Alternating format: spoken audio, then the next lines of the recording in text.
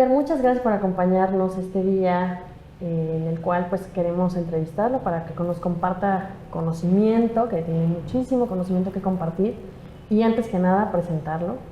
Y solamente voy a dar unos breves datos porque su currículum es muy vasto y entonces me tardaría media hora yo en dar todo lo que ha hecho.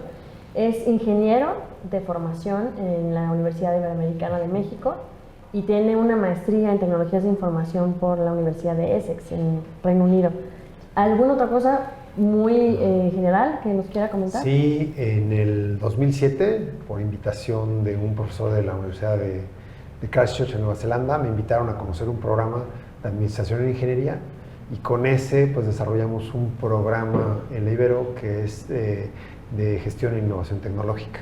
Y eso me cambió a mí muchísimo de la perspectiva que tenía yo de la ingeniería hacia lo que tiene que ver con la ingeniería aplicada, vamos a decir. Y con respecto a la ingeniería, pues bueno, no es porque seas ingeniero y porque formes ingenieros, pero tú qué tan esencial ves el papel de los ingenieros para el presente y el futuro. Sí, por supuesto. Fíjate que desde esta perspectiva que tú comentas de la ingeniería, para mí considero que son primordiales en el desarrollo del presente, del futuro de los países, de las organizaciones. Por supuesto que yo no quisiera decir que las otras disciplinas, profesiones, no tienen, bueno, tienen un menor valor. Yo creo que no, yo creo que todas tienen un valor igual de importante, únicamente es la actividad, la tarea que desempeñan. Hoy en día yo diría que los ingenieros pues tienen un papel importante si pueden trabajar con otras disciplinas, que es toda esta parte del trabajo. Bueno, hay unos rollos ahí medio académicos que no vamos a meter en problemas, pero el trabajo multidisciplinar, el trabajo interdisciplinar y el trabajo transdisciplinar. Entonces, yo creo que al menos hoy en día los ingenieros tienen que aprender a trabajar de manera interdisciplinar. Yo creo que algo que hacemos bien con los ingenieros es enseñarles a resolver problemas, pero no les enseñamos a encontrar problemas. Y eso yo creo que es algo que tenemos que desarrollarles a los ingenieros y bueno, pues a muchas otras disciplinas, ¿no? Entonces tienen este papel importante para la aplicación de la tecnología en la búsqueda de necesidades, en la búsqueda de problemas, en la solución de problemas, que al final podemos separarlos, yo diría, en dos grandes, ¿no? Los que las organizaciones tienen que ir resolviendo en el día a día para subsistir y los problemas que tenemos pues como sociedad, como país, como mundo, que en algunos lugares les llaman los wicked problems, los problemas malvados, que tenemos que atender y que cada vez nos van a generar más y más problemas, ¿no? Las cuestiones de ser autosuficientes en alimentos, en agua, las cuestiones de energía, las cuestiones de sobrepoblación, de movilidad, de extinción masiva, esos son problemas malvados. Y tenemos que resolverlos desde modelos mentales diferentes a los que, desde los cuales nosotros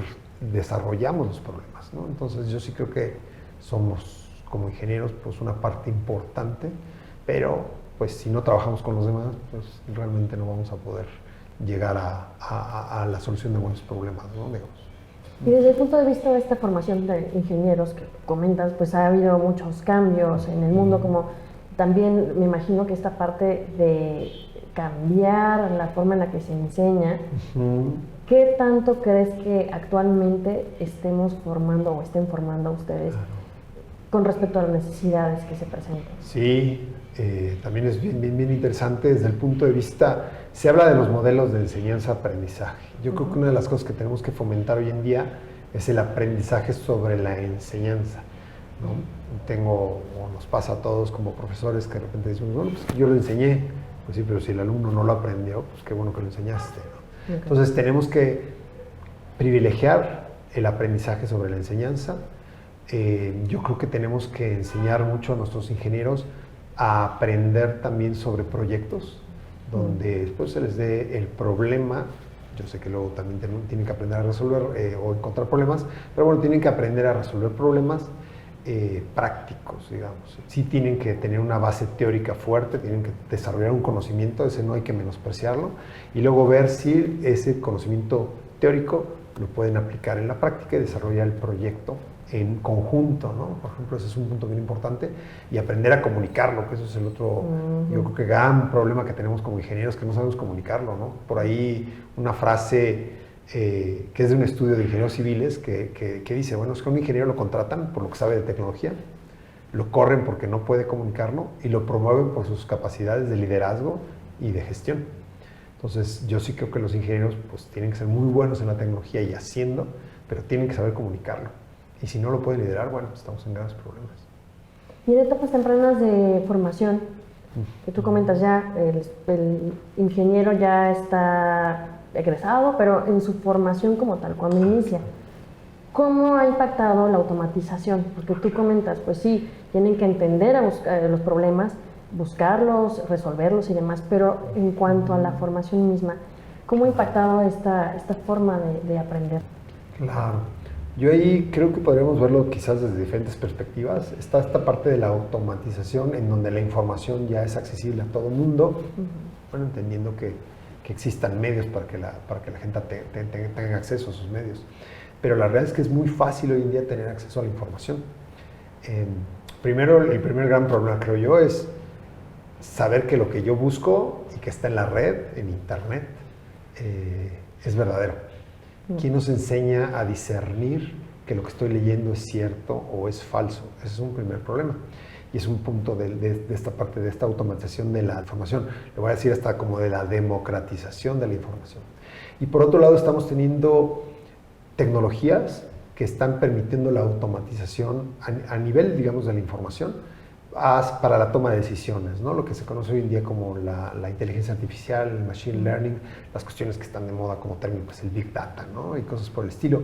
Pero también es interesante cómo creemos que esas tecnologías nos van a resolver los problemas, pero en realidad, otra vez, son medios, no son fines, eso es un punto bien importante, pero donde estas tecnologías, si no se les alimenta de manera correcta los datos, pues no generamos información. La información que generemos debe crear conocimiento y el conocimiento nos debe permitir crear inteligencia, estrategia. Si los datos están mal, la estrategia va a estar mal, ¿no? Entonces tenemos que tener cuidado para esa parte de esta automatización pues vamos a llamarlo ahorita de la información. También yo creo que el hecho de tener tantos datos, tanta información, que luego ni siquiera nosotros nos enteramos de los datos que tienen de nosotros, genera también un problema de ética, donde en realidad estas tecnologías abusan de la persona, ¿no? De la sociedad. Entonces yo creo que también necesitamos tener una base ética sólida sobre la cual podamos nosotros formar estas cuestiones de automatización en este punto, vamos a decir ahorita, de los datos para generar ciertas estrategias o cierta inteligencia, ¿no? Y el otro, pues sí, es toda la información que tenemos en la red, pero que ahí está, que además funciona hasta para los planes de estudio, para los programas, para que la gente estudie, pero yo sí creo que se necesita un hilo conductor importante para entender, diferenciar medios y fines y para entender ese camino que tendríamos que ir recorriendo en la educación. Y bueno, una vez que el ingeniero está educado, cuando egresa, cuando ya es una persona pues, económicamente activa y puede entrar al mundo laboral, ¿cómo logran vincular los requerimientos que tienen las empresas y la formación académica? Claro. Sí, también son puntos importantes e interesantes donde yo creo que lo que necesitamos es que ahorita me quedé pensando un poco también en esta parte social y no solo en la parte empresarial, donde yo creo que los alumnos deben tener estas experiencias de la parte social, yo me atrevería a decir que hasta ambiental, para ir viendo estas necesidades que se tienen dentro de la sociedad, vamos a decir, o del país.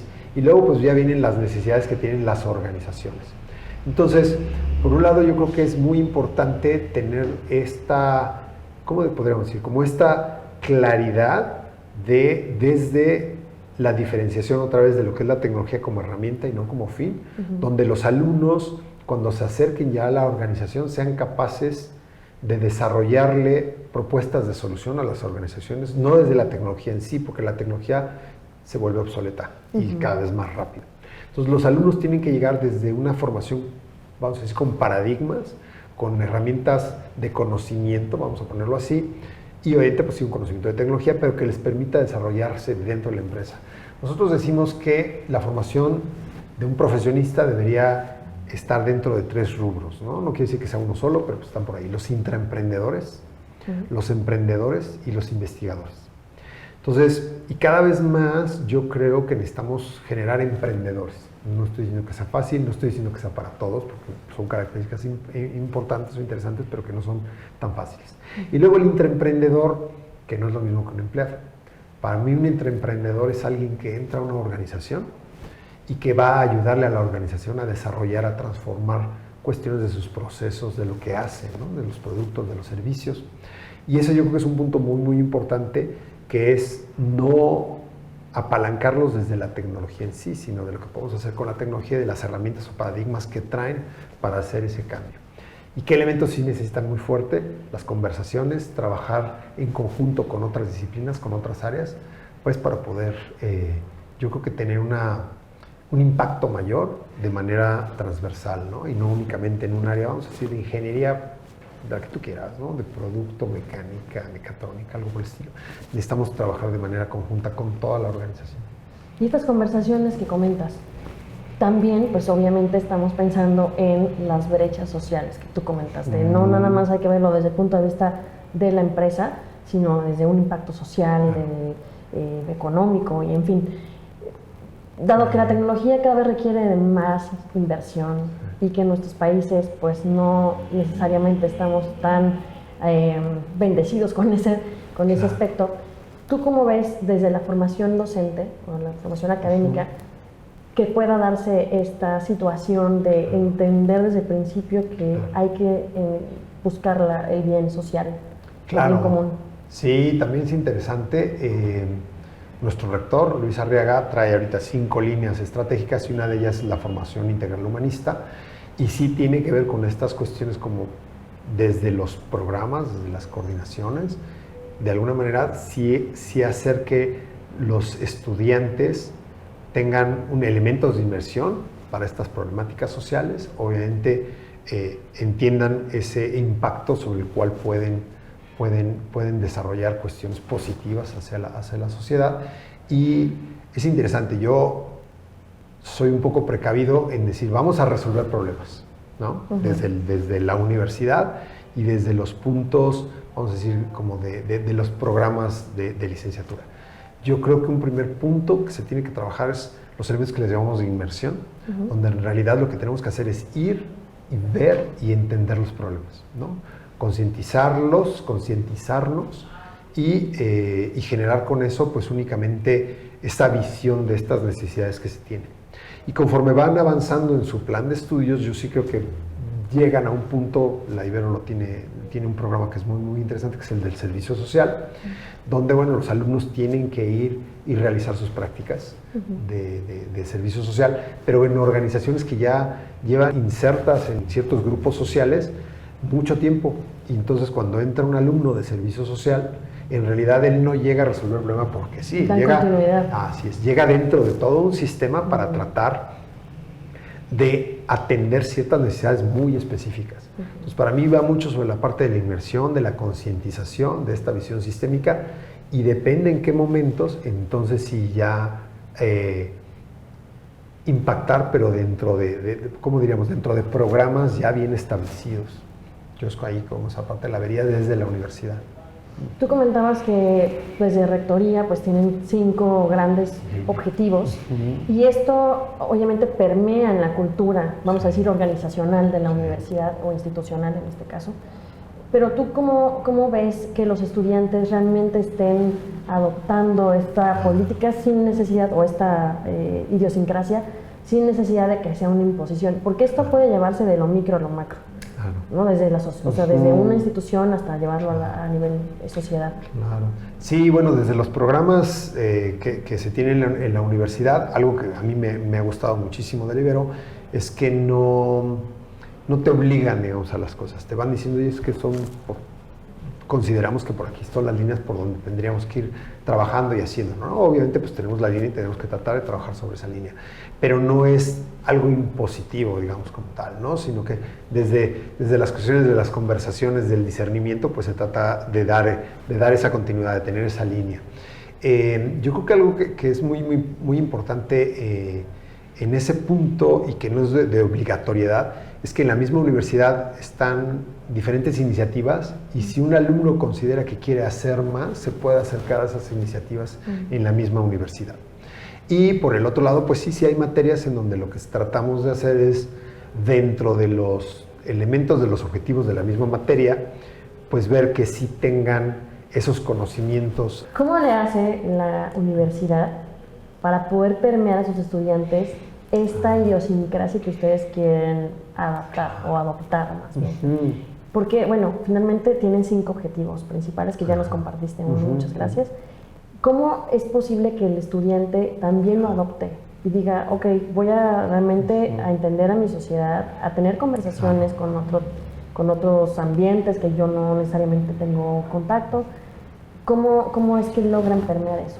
Sí, es algo, creo yo, que es como interesante por esta parte al final la Ibero pues es una organización confiada de la Compañía de Jesús. De alguna manera, bueno, pues está todo este modelo de San Ignacio y todo el grupo de los jesuitas, que yo creo que para mí tiene mucho valor en estas cuestiones, y como que de alguna manera se va integrando desde los académicos hacia los alumnos, en el sentido de que cuando nosotros creamos una materia, la materia tiene una guía, que es la guía de estudios modelo, luego viene una guía que es la del profesor, que se alinea a la parte de la guía de estudios modelo, y donde hay ciertas líneas muy establecidas. Hay uno, por ejemplo, que son las competencias genéricas, que tiene que ver con interculturalidad, con sustentabilidad y con género.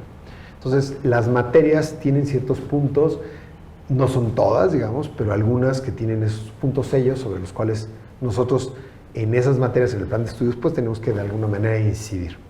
Y un punto que es bien importante ahí es que no es de adoctrinamiento, sino que los mismos alumnos, si quieren, pues de alguna manera desarrollar más sus capacidades, sus competencias en ciertas áreas, pues la misma universidad genera espacios para este punto, ¿no? de conversación, de trabajo. Y por el otro lado, bueno, ya en las mismas materias también se va viendo esta cuestión. Yo creo que un punto importante y tal vez a veces no tan sencillo es la visión sistémica. Si de repente uno dice, bueno, ¿y cómo trato un tema de interculturalidad, no? Pues yo creo que tiene que ver sobre esta cuestión sistémica para ver los elementos que se tienen en el sistema y ver cómo interactúan entre sí y hacia dónde se están moviendo. Entonces, los profesores en conjunto van trabajando para ver en qué puntos de las materias pueden ir metiendo estas cuestiones para que los alumnos se sensibilicen a este tipo de problemáticas que tenemos en la sociedad.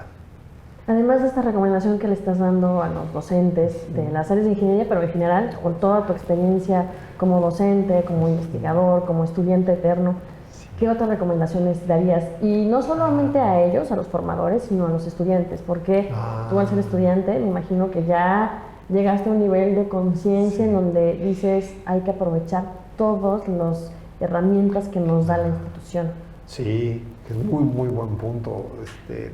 Yo creería que, bueno, hay muchos puntos, el de la curiosidad eterna, ¿no? Que eso es lo que te vuelve un estudiante todo el tiempo. Cuando uno entra a internet, pues generalmente, a lo mejor entras porque quieres resolver un problemita, ¿no? Y muchas veces tendrías que buscar, no solo es internet, pues los libros, las reuniones, todo lo que tú hagas en una conversación, pues más bien para descubrir. Cuando tú entras con esa curiosidad para descubrir, la realidad es que se abren muchísimas posibilidades, ¿no? Y no es solamente un punto que tú quieras resolver.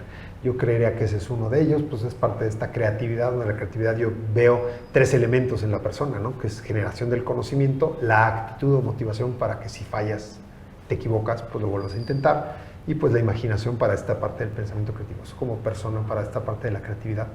Si a mí me dices, las conversaciones son fantásticas, tratar de interactuar con gente que no es igual a nosotros, porque es muy interesante, pues si tú interactúas con gente que es idéntica a ti, pues el aprendizaje es mínimo, ¿no? El algoritmo. Y ahí si tú empiezas a interactuar con diferentes, la verdad es que se amplían muchísimo tus posibilidades. Yo creo que la universidad hoy en día se debe ver como un espacio de aprendizaje continuo, no debería ser algo donde pasamos, no sé, 5 años y salimos y se acabó. Yo creo que hoy en día la universidad se tiene que ver como un punto de contacto, pero todo el tiempo, para seguir aprendiendo todo el tiempo, porque eso también te va a ayudar a que la obsolescencia pues no se refleje de una manera tan importante. Yo creo que hoy en día es un problema fuerte la obsolescencia de las profesiones, pues cuando no hay una actualización. y en todas las cuestiones, ¿no? El otro punto que yo creo es, la profesión es que uno escoja, pues sin lugar a dudas es preciosa porque son cosas que nos deben apasionar, pero yo creo que también hay que complementar con otro tipo de cosas. Por ahí en algunas universidades hay una escritora que a mí me encanta, que es Tina Seelig, habla mucho también de lo que es formar profesionistas en forma de T, ¿no? Dice así, porque la parte, cuando nosotros creamos un profesionista a nivel de licenciatura, pues tiene una formación profunda en una sola área, pero falta que sea amplia en muchas otras áreas. El emprendimiento yo creo que es importante, pues las cuestiones de gestión, no sé, los elementos de finanzas, los elementos posiblemente hasta de propiedad intelectual, los elementos de gestión, de planeación, de administración de proyectos, pues amplían también esa capacidad que tenemos en una sola disciplina a diferentes disciplinas. Y eso creo yo que nos puede ayudar para evitar estas cuestiones de obsolescencia. A mí me dices, bueno, me encanta la lectura, leer, y no quiere decir que la lectura que a uno le guste, fantástica, pero, por ejemplo, uno quisiera ver cómo es el futuro. ¿Qué tipo de lectura es la que más nos puede ayudar a entender cómo puede ser el futuro? Ciencia ficción. La ciencia ficción. Entonces, a mí me preguntas, oye, yo quiero saber qué onda con el futuro. Métete a leer a Isaac Asimov o a todos estos, hay un montón ahí de autores, ¿no? Yo diría, lee ciencia ficción. Métete a blogs, métete a sitios que te ayuden a entender qué es lo que está sucediendo, ¿no? El MIT Technology Review, que a mí se me hace fantástico, y hay, bueno, pues algunos otros que hay por ahí que pueden ayudar muchísimo para ir creando esos escenarios futuros, ¿no? Edgar, pues te agradezco muchísimo que hayas estado compartiendo con nosotros tus conocimientos, algo final que quieras agregar a esta conversación, sí. Hablando de conversaciones. Gracias. Bueno, lo primero, pues agradecerles muchísimo por la invitación. Es un tema fascinante, yo creo que ahorita pues platicamos un poquitito nada más por ahí. Pues nada más invitarlos pues a que encontremos esta pasión. Hay por ahí un escritor muy padre que se llama Mark Manson, busquen su blog, y tiene también características muy interesantes de cómo encuentro mi pasión. Entonces, yo creo que ese es un punto importante, encontrar la pasión, seguirla, y sobre eso, pues yo creo que se pueden ir desarrollando cosas muy, muy, muy padres para el presente y futuro de todas las personas. Y hablando de pasiones, que seguramente tú al estar en contacto con chicos, que muchas veces cuando salimos de la preparatoria o del nivel intermedio de la formación, no sabemos a qué estudiar, ¿no? Y bueno, pues es donde está el dinero o tus diferentes motivadores. Claro. Pero realmente ahí, ¿tú qué recomendarías para el alumno que apenas está en formación o que lleva a lo mejor la mitad de la carrera y dice, no sé si esto es lo que yo quiero? Sí, a veces es muy complejo, ¿verdad? Yo siento que, bueno, y cada vez es más difícil, pobres de los alumnos de preparatoria que dicen, bueno, ¿y ahora qué carreras? Hay como saturado, 60 diferentes carreras, ¿no? Y algunas a lo mejor son medio parecidas, pero otras no. Yo diría que sí, primero, bueno, tiene que ver con los valores y hay que entender otra vez medios y fines. Mucha gente cree que el dinero es un fin y no, pues es un medio. ¿Para qué? ¿No? Entonces uno se tendría que ir cuestionando sobre los valores que tiene y que quiere desarrollando, porque si vives, voy a decir, una vida larga y de repente te das cuenta que tus valores estaban mal, pues te vas a dar cuenta que desperdiciaste tu vida. Yo ahí creo que para los alumnos uno de los elementos es tratar de entender lo que les gusta, ¿sí? Desde, ¿cómo diríamos? No sería únicamente desde la acción en sí, sino lo que viene atrás de la acción. Por ejemplo, a mí me gusta jugar fútbol. Bueno, pero ¿por qué te gusta jugar fútbol? Por estrategia o por... La estrategia, el reto, la competencia. Cuando tú encuentras esos elementos, es cuando tú dices, entonces quiero encontrar algo de este estilo. Por ahí, el que platicaba de Mark Manson, él dice en uno de los 7 puntos para encontrar tu pasión, él dice, oye, ¿qué le dirías a tu yo de 8 años para hacerlo llorar? Cuando tú ves lo que te apasionaba de chiquito y que lo dejas de hacer, es porque estás perdiendo ese piso, esa base sobre la cual desarrollaste o debiste haber desarrollado ese elemento, ¿no? También yo lo que digo mucho de las carreras es que son medios, ¿no? Pocos son fines. Tú entras en un proceso de 4 o 5 años, pero que te debe llevar a algo más, ¿no? Podemos hablar de lo que es subir una montaña, no sé, de 8,000 metros, pues no la vas a subir de golpe, pues te vas preparando, subes a los campamentos y pues ya estás por ahí del 7,000 y bueno, pues ahora sí subes al de 8,000. Pero la carrera en realidad es un medio para encontrar muchas otras cosas. Si a mí me dices qué carrera, pues bueno, ve como qué tipo de cosas te van gustando, cuáles de plano, pues si no te gustan, para qué le entras ahí o no eres bueno. Porque yo creo que no es tanto que seas bueno, pues tú te puedes volver bueno nada más dedicándolo. Pero yo sí creo que ahí los alumnos tienen que ver que es un medio para algo más. Es que voy a estudiar mercadotecnia, sí, pero ¿para qué? ¿No? Y al final, eso que tú estudias te va a ir llevando por muy diversos caminos. No quiere decir que si estudias mercadotecnia y al final a lo mejor terminas haciendo algo de ciencia de datos, es que está mal, pues no. Es un medio para tú haber encontrado algo adicional que te puede ir construyendo esa realidad que tú quieres, ¿no? que tú quieres tener o que tú quieres crear, ¿no? Yo me iría mucho por ahí. No son medios, no son fines, definitivamente no busques el dinero como tal, porque si no, pues tarde o temprano esos valores, pues así, bueno, pues no creo que no era lo que... Claro. Sí, ¿no? Que dicen por ahí, es que quiero ser millonario, pero ¿qué es ser millonario? ¿Para qué? Sí, ¿no? Y luego, ¿y cuánto? ¿Y hasta dónde? ¿No? Entonces yo creo que es más bien un poquito diferente desde mi punto de vista. Yo sí lo que diría es, pues, es platicar mucho con la gente, con otros, ver qué están haciendo en las carreras, ¿no? Si tú vienes de preparatoria y dices que voy a estudiar, pues ve a las universidades y ve qué están haciendo, ve cómo lo están haciendo. Hay universidades para cierto tipo de alumnos, hay universidades para otro tipo de alumnos. Ninguna es que sea mala, pues todas son para diferentes, ¿no? Y aprovechar al máximo todo el tiempo que uno tenga, ¿no? Que además va bien rápido. Cuando uno dice, es que yo estudiaba bachilla, ¿no? Pues ya fue hace un rato, entonces... pues aprovechar el tiempo al máximo, ¿no? De todo lo que estamos haciendo. Y yo me puedo pasar contigo toda la tarde platicando, pero te voy a hacer una última pregunta que es muy importante. ¿Por qué seguir estudiando una carrera es importante y no solamente pensar que estudiando cursos en línea con a valor, a lo mejor una vida útil que te va a durar una tecnología, un lenguaje computacional, 6 años máximo, ¿no? Bueno, yo creo que son hasta meses lo que está durando ahorita. ¿Por qué es importante tener una formación y una base sólida académicamente hablando? Sí, hay un cuento, ahorita que estabas haciendo la pregunta, recordé un cuento de Isaac Asimov que se llama Profesión. Si lo buscan en la red, ahí está. Y a mí me parece muy interesante en el sentido de que es un futuro utópico, ya hay una colonización de planetas y la Tierra es un lugar donde a los que se van desarrollando, van creciendo, les tienen un día que se llama el Día de la Profesión. Tú llegas, te ponen un casco y te graban tu profesión, ¿no? Okay. Entonces llegan y dicen, tu cerebro está como para tal cosa, pum, te lo grabo y te vas a tal planeta a trabajar en cuestiones de sistemas, inteligencia artificial, yo qué sé. Llega, ahorita no me acuerdo el nombre del protagonista, pero pues le tratan de grabar algo y dice, no te puedo grabar nada, porque no, tu cerebro no está hecho para que te grabe una profesión, te vamos a mandar a un asilo. ¿Sí? Resulta que el asilo es una universidad. A la gente que no le pueden grabar una profesión, que son, lo voy a decir así, no quiere decir que sea malo, quiere decir que así es como se desarrolla el cuento, son técnicos. Y a él lo mandan a la universidad para que aprenda en un proceso más largo, 5 años, para ir desarrollando una diferente profesión, que es donde se pueden grabar todos los elementos de las profesiones. O sea, la tecnología que se desarrolla para las profesiones se hace en las universidades. Y ahí es cuando al final uno dice, oye, bueno, ¿cuál es la diferencia, en este caso, entre un técnico y un ingeniero? Un técnico es alguien que aprende y ahí se queda. Se va a volver obsoleto, y más temprano que tarde.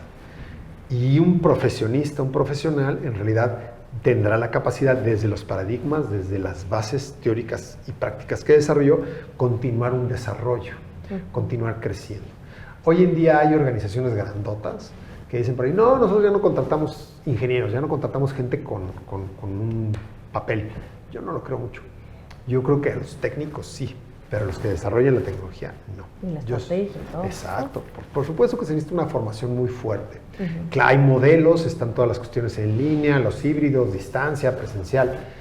Yo creo que hay modelos en los que no podemos dejar de ser presenciales. O sea, si a mí me dicen es que vas a aprender a bucear en línea, qué peligroso. Pues creo que, sí, yo creo que no, pues no sería fácil, ¿no? Claro. Y si hay elementos, y lo vivimos ahorita con la pandemia, por suerte tuvimos las herramientas tecnológicas para irnos a distancia, pero cuando regresas presencial te das cuenta que los elementos prácticos los alumnos no los traían. Y ahorita tenemos que volver a desarrollar esas capacidades en nuestros alumnos para que puedan aprender a hacer y reforzar las cuestiones. Sí, laboratorios, todas esas prácticas. No sabes qué complicado ha sido.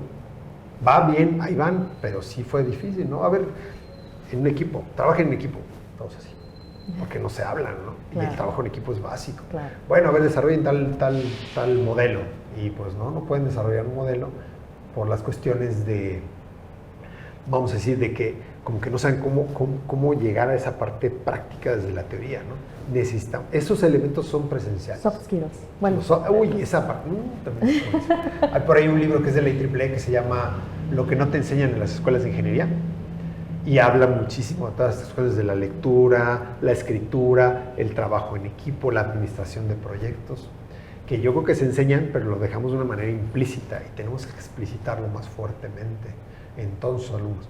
Y bueno, quizás ahí para terminar ese punto que a mí me encanta es, necesitamos generar líderes. Yo creo, y ahí puede haber una discusión muy larga de si un líder nace o se hace. Yo creo que un líder se hace. Y eso implica que tiene que practicar su liderazgo. No quiere decir que desde el principio a lo mejor tiene ciertas características de extrovertido y demás, ¿no? Pero yo sí creo que un líder se hace. Y un líder entonces tiene que practicar su liderazgo. ¿Cuál sería el mejor lugar? El salón. Pues sí. Entonces, porque dices, es que lo voy a practicar en mi chamba. No, porque ahí sí te pueden correr. Sí, ¿no? Claro, ¿no? Y en la universidad no, en la universidad puedes crear líderes. Laboratorio. Así es. Y nadie te va a decir nada. Yo creo que las universidades en eso son bien bonitas. Dicen, éntrale, no pasa nada. Ahí te equivocaste, vuelve a intentar. Sí. Maestro Edgar, pues muchísimas gracias nuevamente por compartirnos, por estar aquí en esta primera edición de Elsevier Talks. Y esperemos que podamos seguir conversando en alguna otra plática, porque hay mucho que comentar al respecto de la educación y bueno, pues nuevamente muchas gracias. Muchísimas gracias, Clara. Muchas gracias.